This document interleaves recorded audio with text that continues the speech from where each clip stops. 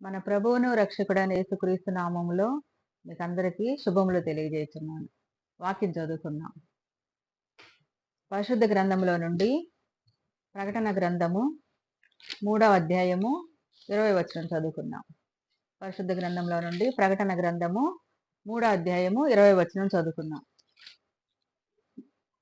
ఇదిగో నేను తలుపు వద్ద నిలుచుండి తట్టుచున్నాను. ఎవడైనను నా స్వరము విని తలుపు తీసిన ఎడల నేను అతని యొద్దకు వచ్చి అతనితో నేనును నాతో కూడా అతడును భోజనము చేయుదుము. మరొకసారి చదువుకుందాం. ఇదిగో నేను తలుపునొద్ద నిలుచుండి తట్టుచున్నాను. ఎవడైనను నా స్వరము విని తలుపు తీసిన ఎడల నేను అతని యొద్దకు వచ్చి అతనితో నేనును నాతో కూడా అతడును భోజనము చేయుదుము. ప్రార్థన చేసుకుందాం. ప్రేమ కలిగిన మా తండ్రి పరిశుద్ధుడా, మీ ఘనమైన నామమునకు వందనాలు, స్తుతులు, స్తోత్రము చెల్లించుకుంటున్నాము నాయన. కెరూబులతోనూ శరాపులతోనూ పరిశుద్ధుడు పరిశుద్ధుడని దూత గణములతోనూ స్తుతింపబడుచున్న మా తండ్రి మీకు వందనాలు నాయన. ఈ దినమును మాకు ఇచ్చినటువంటి ఈ వాక్యంను బట్టి నీకు వందనాలయ్యా. ఈ వాక్య భాగంలో నుండి మీరు మమ్మల్ని దర్శించమని మీరు మాట్లాడుచుండగా వినగల చెవులను గ్రహించు హృదయమును మాకు దయచేయమని యేసునామములో ప్రార్థిస్తున్నాము తండ్రి, ఆమెన్. హృదయమనెడు తలుపు నొద్ద యేసునాదుండు. హృదయమనెడు తలుపు నొద్ద యేసునాదుండు. నిలచి సదయుడగుచు తట్టుచుండు సకల విధములను. నిలచి సదయుడగుచు తట్టుచుండు సకల విధములను. పరుని బోలి నిలుచున్నాడు పరికించి చూడు. పరుని బోలి నిలుచున్నాడు పరికించి చూడా. అతడు పరుడు కాడు, రక్షకుండు ప్రాణ స్నేహితుడు. అతడు పరుడు కాడు, రక్షకుండు ప్రాణ స్నేహితుడు. ఎంతసేపు నిలువబెట్టి ఏడ్పెంతురతని.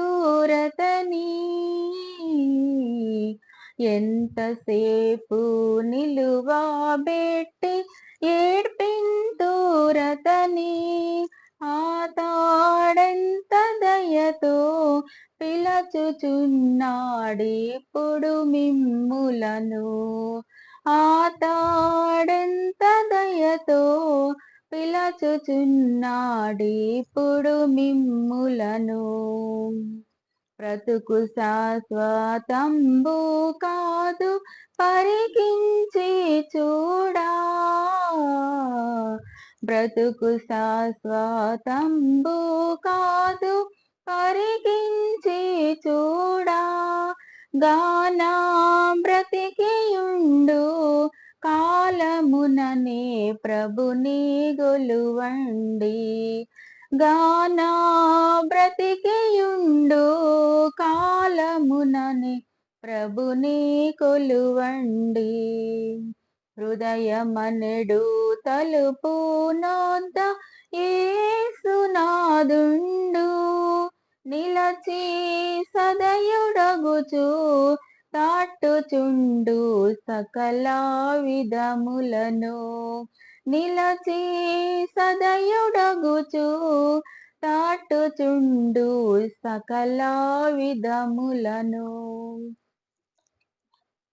ఈరోజు వాక్యము, ఇదిగో నేను తలుపునొద్ద నిలుచుండి తట్టుచున్నాను. 1851వ సంవత్సరంలో బ్రిటిష్ చిత్రకారుడైన విలియం హంట్ అనే అతను the light of the world, లోకమునకు వెలుగు అనే పేరుతో ఒక చిత్రపటమును తయారు చేశాడు. ఆ చిత్రపటము ఆధునిక చరిత్రలోనే అత్యంత పేరు పొందిన క్రైస్తవ మతపరమైన చిత్రాలలో ఒకటిగా చాలా గుర్తింపు తెచ్చుకుందనమాట. మనం ఆ చిత్రపటాన్ని చూస్తే చాలా దూరంగా, అనగా ఒక ఊరికి దూరంగా ఉన్న ఒక ఇల్లు, ఆ ఇంటి మెయిన్ డోర్ గట్టిగా మూయబడి గడి వేయబడి ఉంది. దూరంగా ఉన్న ఆ ఇంటి మెయిన్ డోరు గట్టిగా మూయబడి ఉందన్నమాట. ఆ తలుపు వద్ద యేసుక్రీస్తు ప్రభు నిలబడి ఆ తలుపుని తట్టుచున్న చిత్రం ఆ చిత్రకారుడు చూపించాడు. ఆ చిత్రంలో యేసు ప్రభు వారిని తలుపు తట్టుచున్నటువంటి ఆ రూపాన్ని చూపించాడు అతను. ఆ తలుపు వద్ద యేసుక్రీస్తు ప్రభు నిలవబడి ఆ తలుపును తట్టుటను ఆ చిత్రకారుడు చూపించాడనమాట. ప్రభు ఒక చేతిలో లాంతరు పట్టుకొని మరొక చేతిలో ఆ ఇంటి వెలుపలికి ఆ ఇంటి లోపలికి వెళ్ళడానికి ఆ ఇంటి వారి అనుమతి కొరకు తలుపు మీద తట్టుటను ఆ చిత్రం చూపిస్తుంది. క్రీస్తు ఆ ఇంటిలో ప్రవేశించాలంటే ఆ తలుపు లోపలి వైపు నుండి మాత్రమే తెరవబడాలి. బయట నుంచి తీయడానికి వీలు పడదు కాబట్టి లోపల గడి వేసి ఉంది ఆ ఇంటికి గట్టిగా. ఆ చిత్రపటాన్ని చూపించాడనమాట. విలియం హంట్ వేసిన ఆ చిత్రపటానికి ప్రేరణ మనం చదువుకున్న వాక్య భాగం. ప్రకటన గ్రంథము 3:20లో చదువుకున్నాం కదా. ఇదిగో నేను తలుపు వద్ద నిలిచుండి తట్టుచున్నాను. మరి విలియం హంట్ వేసిన ఆ చిత్రానికి ప్రేరణ ఏంటంటే ప్రకటన గ్రంథం 3:15లో లవోదికయలో ఉన్న సంఘము క్రీస్తుని బయటికి నెట్టివేశారు వాళ్ళు. సంఘములో వారందరూ కూడా క్రీస్తుని నెట్టివేశారంటే కారణం సంఘములోనికి లోకం ప్రవేశించింది. అందువల్ల క్రీస్తుకి మరి స్థానం లేకుండా పోయింది. ఎందువల్ల తన లోకంలో ఉన్నదంతయు నేత్రాశ, శరీరాశ, జీవపడంబము అవి దేవుని వలన పుట్టినవి కాదు కాబట్టి లోకమునకు దేవునికి వేరు. మరి అందువల్ల క్రీస్తు నెట్టివేయబడ్డాడు. లోకము సంఘములోనికి ప్రవేశించింది. ఈనాడు కూడా మనము మరి లోకములో కొంత సంఘములో కొంత దేవునిలో కొంత ఉంటే అది నులివెచ్చని జీవితం అని దేవుని వాక్యం తెలియజేస్తుంది. వారు మారు మనసు పొందడం ద్వారా తలుపు తీసిన ఎడల ఆయన మరలా ఆ సంఘములోనికి ప్రవేశించాలని మరి ఆయన ఎదురు చూస్తా ఉన్నాడు. అందువల్ల తలుపు తట్టుచూ ఉన్నాడు అనమాట. మరి క్రీస్తుకి గనక తలుపు తట్టినప్పుడు మరి ఏం ప్రయోజనం కలుగుతుంది? క్రీస్తుకి వారే కదా మనము కూడా యేసుక్రీస్తు ప్రభు వారు మన హృదయం అనే తలుపు వద్ద నిలబడి తట్టుచూ ఉన్నప్పుడు మనం తలుపు తెరిచిన ఎడల మరి మనకు కలిగే ప్రయోజనం ఏమిటి అంటే యోహాను సువార్త 1:12లో రాయబడిన ప్రకారం తనను ఎందరు అంగీకరించిరో వారందరికీ అనగా తన నామమందు విశ్వాసమించిన వారికి దేవుని పిల్లలగుటకు ఆయన అధికారమును అనుగ్రహించాడు. ఎప్పుడైతే మరి మన హృదయం అనే తలుపు తెరచి మనం ఆయన లోపలికి ఆహ్వానిస్తామో అప్పుడు మన యేసుక్రీస్తునందు విశ్వాసం ఉంచినప్పుడు ఆయన మన హృదయంలోనికి వచ్చి మనకి అధికారం ఇస్తాడన్నమాట ఆయన బిడ్డలు అవ్వటానికి. మరి అప్పుడు ఆయన మనకి తండ్రి, మనం ఆయన కుమార్తెలం. అంటే నిజమైన దేవుని పిల్లలు మెస్సియా యందలి విశ్వాసం ద్వారా తిరిగి జన్మిస్తారు. దీన్ని బట్టి అన్యులు కూడా దేవుని పిల్లలుగా అవడానికి మార్గం ఏర్పడింది అనమాట. ఈ రోజు క్రీస్తు నీ హృదయం అనే తలుపు వద్ద నిలిచుండి తట్టుచున్నాడు. వాక్యం వినుచున్న బిడ్డలారా, మరి ఈరోజు యేసుక్రీస్తు ప్రభు వారు హృదయం అనే తలుపు వద్ద నిలబడి తట్టుచున్నాడు. ఎవడైనా తలుపు తీస్తే మరి ఆయన హృదయంలోనికి ఆహ్వానిస్తే ఆయన వచ్చి ఆయన మనతో సహవాసం చేస్తానికి ఇష్టపడుతున్నాడు. ప్రకటన గ్రంథము 20లో మనం చదివిన వాక్యములు గమనిస్తే మొదటిగా ఇదిగో నేను తలుపు వద్ద నిలుచుండి తట్టుచున్నాను అంటాడు. యేసయ్య ఆ ఇంటిని సమీపించినప్పుడు మనం ముందుగా చెప్పుకున్నాం కదా, ఆ ఇంటి తలుపు మూయబడినట్లు చూస్తాడు. లవోదికయ సంఘము హృదయ తలుపును తెరవడం ద్వారా తనతో సహవాసము చేయటానికి ఉన్న అడ్డంకిని తొలగించడానికి ఆయన ప్రయత్నిస్తున్నాడు. యేసు ప్రభు వారు ఆ ఇంటిలోనికి వెళ్ళడానికి ఉన్న అడ్డం ఏంటి? ఆ తలుపు యొక్క గడి పెట్టి వస్తుంది. తలుపు గట్టిగా మూయబడి ఉంది. ఆ తలుపును తెరవటానికి మరి ఆ హృదయంలోని తలుపు తెరిచినట్లయితే లోపలికి ప్రవేశించడానికి ఆయన ఇష్టపడుతున్నాడు. రెండవదిగా చూస్తే ఎవరైనా నా స్వరము విని తలుపు తీసిన ఎడల అంటాడు. యేసయ్య తన చేతులతో తట్టుట ద్వారా మాత్రమే కాకుండా తన స్వరముతోటి తన సహవాసంలోనికి ఆహ్వానిస్తున్నాడు. ఆయన పిలుస్తున్నాడు. అదే కదా సంఘం అంటే పిలువబడిన వారు అంటే ఎక్కడి నుంచి పిలిచాడు? లోకములో నుండి తన సహవాసంలోనికి తనతో సహవాసము చేయుటకు లోకములో ఉన్న తన వారిని పిలిచాడన్నమాట. తన నామమందు విశ్వాసించే వారిని. సంఘం అంటే ఎక్లేషియా పిలువబడిన వారని. మరి ఆయన పిలుపుని విని ఆయన యందు విశ్వాసం ఉంచి వచ్చిన వారే ఆయన సంఘము. ఆ ఇంటి లోపల ఉన్న వారిని ఆయన ఆహ్వానిస్తా ఉన్నాడు. తలుపు తెరవడం వారి బాధ్యత. ఆ ఇంటి లోపల ఉన్న వారి బాధ్యత. తలుపు తెరవడం, తెరవకపోవడం. తలుపు తెరిచిన యెడల ఆయనను ఆహ్వానించకపోతే యేసయ్య వారితో సహవాసం చేయలేడు. తలుపు తెరిచి ఆయనని మరి మన హృదయంలోనికి ఆహ్వానించకపోతే యేసయ్య మనతో సహవాసము చేయలేడు. మరి మనం తలుపు తెరుస్తామని ఆయన ఎదురు చూస్తా ఉన్నాడు.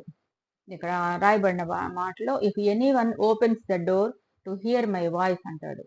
అంటే గ్రీకు భాషలో ఇఫ్ అనే పదానికి యేసయ్య మన కోసం వేచి ఉన్నాడని అర్థం చెబుతుంది. ఆయన బలవంతంగా మన హృదయాల్లో ప్రవేశించడు కానీ, మనతో సహవాసం చేయడు కానీ, మరి నీతో నా సహవాసం చేయటకు ఆయన నీ హృదయ ద్వారం దగ్గర నిలవబడి తట్టుచున్నాడు. ముందు వచనాల్లో యేసయ్య లవోదికయ సంఘమును ప్రేమిస్తున్నాడు కాబట్టి వారిని క్రమపరచడానికి వారిని హెచ్చరిస్తున్నాడు. ఇప్పుడు వారితో సహవాసం చేయటానికి ఆయన ఇష్టపడుతున్నాడు. వారిని హెచ్చరించినప్పుడు వారు మారుమనసు పొందుతారని వారిని హెచ్చరిస్తా ఉన్నాడు. ఇప్పుడు మరి యేసయ్య తలుపు దగ్గర నిలవబడి మరలా ఆయనతో సహవాసం చేయటానికి వాళ్ళని ఆహ్వానిస్తా ఉన్నాడు. మూడవదిగా చూస్తే నేను అతని వద్దకు వచ్చి అతనితో నేనును నాతో కూడా అతడును భోజనము చేయుదుము. భోజనం అనగా శరీర సంబంధమైనటువంటి ఆహారము కాదు, ఆధ్యాత్మికమైనటువంటి భోజనం. ఈ భోజనం గురించి యేసుప్రభు వారు చెబుతున్నారన్నమాట. ఇక్కడ క్రైస్తవేతరులతో కాదు కానీ నులివెచ్చని స్థితిలో ఉన్నటువంటి క్రైస్తవులను ఉద్దేశించి మాట్లాడుతున్నాడు.